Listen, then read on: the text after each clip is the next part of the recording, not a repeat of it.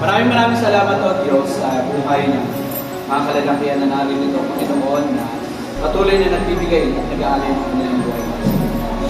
Kahit sa simpleng celebration na ito na meron kami, patuloy namin nakikita ang pagdakilan. Panginoon, tinupuri ka namin at pinapasalamatan sa biyaya din na aming tatanggapin dito.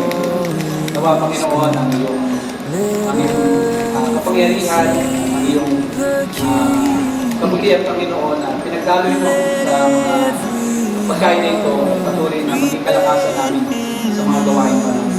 Lalo na, maraming salamat sa buhay ni Ate Malu at Miguel at ilang pa mga naging kasama nila, Panginoon, sa paghahanda ng aming pagsasaluhan.